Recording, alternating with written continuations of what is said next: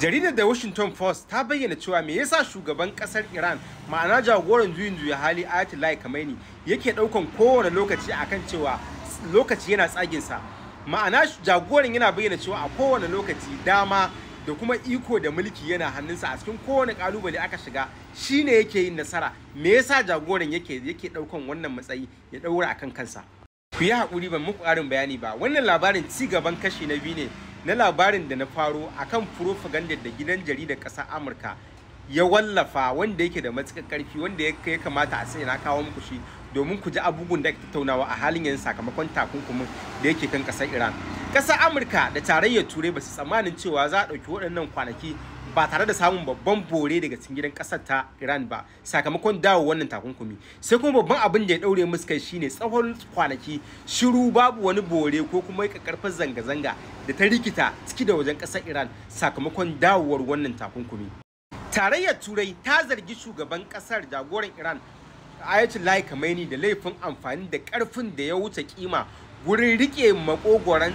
tsaro tattalin arziki na ƙasar tare da rundunar sojin ƙasar da kuma hukumomin shari'a, inda suka bayyana cewa ya nuna ƙarfi da yawa gurin rike komai a hannunsa. Sun bayyana cewa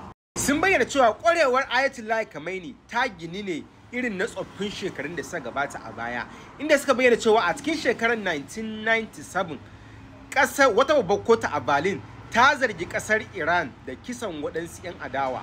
Sakamakon wannan zargi tarayyar Turai ta janye jakadunta da cikin ƙasar Iran. To sai dai bayan wani lokaci tarayyar Turai ta sake maido da jakadun nata a babban birnin na Tehran ba tare da wani kalubale ko kuma ƙara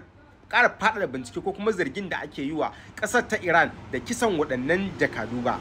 Nufin ba tare da tarayyar Turai ta gudanar da wani bincike ko tsatsauran ra'ayi akan kisan 'yan adawa ba. Yayin da shugaba Ayatollah Khamenei suka bayyana cewa wannan ya sanya shugaban jin cewa tsayawa tsayin daka da kuma la'akari da tirsasa da kuma tilasta hanyoyin da ba da demokuraɗiyya ba tamkar wannan shine abin da zai kai ga ƙasar ta Iran zuwa ga gaci. Haka kuma babban gidan jarida na ƙasar Amurka ya bayyana cewa shugaban jagoran na ƙasar Iran Ayatollah Khamenei ya yi imani da cewa dukkanin wani takunkumi da za a sanya masa daga tarayyar Turai abin zai shafi iya tarayyar Turai ne da kuma Amurka, amma ya yi imanin cewa ƙasar Rasha da kuma ƙasar Indiya za su ci gaba da siyan mai da ƙasar ta Iran ba tare da sun dakata ba. Gidan jaridar ya bayyana cewa takunkumi a tunanin Ayatollah Khamenei barazana ce ta ɗan wani lokaci da za a iya jurewa, ba wai wani babban ƙalubale bane da zai dawwama a ƙasa na dindindin. Masu saurari na ku fahimce ni fa, kar ku tunanin cewa ina kawo labarin ne a matsayin wai ra'ayina, a'a labari ne da gidan jaridar ƙasar Amurka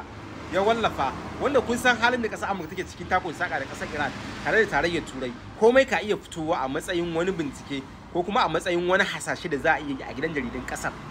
To sai dai suka ci gaba da cewa yakin da ƙasar Isra'ila ta gabatar a cikin ƙasar Iran a watan Yuni ya nuna cewa lissafin jagoran ba daidai bane, kasancewar yakin ya nuna gazawar ƙasar gurin amfani da hukumonin artificial intelligence ma'ana AI da kuma ɗaukan tsarin da suka yi da wanda suka nuna cewa wannan tsari fa ya faɗi, kasancewar harin ya ci rayukan manya-manyan da su kwamandojin sojin ƙasar Iran tare da ɗaruruwan fararen hula, wanda nuna cewa ƙasar na buƙatar canza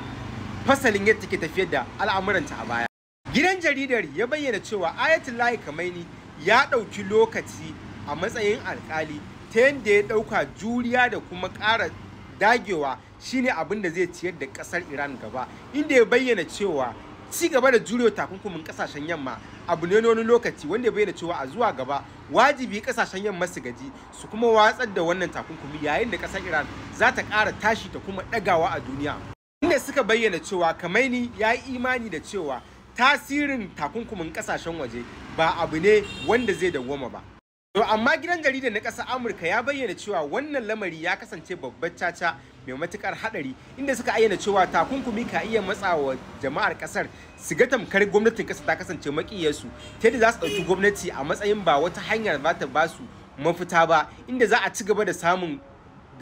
zanga-zanga a cikin gida tare da gujewa goyon bayan gwamnati a hukumance. Sun bayyana cewa Khamenei na ci gaba da amfani da tsohuwar dabararsa na ganin cewa ci gaba da tsaro da gida har kasashen yamma su gaji su watsar, wanda suka bayyana cewa tarihi a kowane lokaci kuma ka iya canzawa.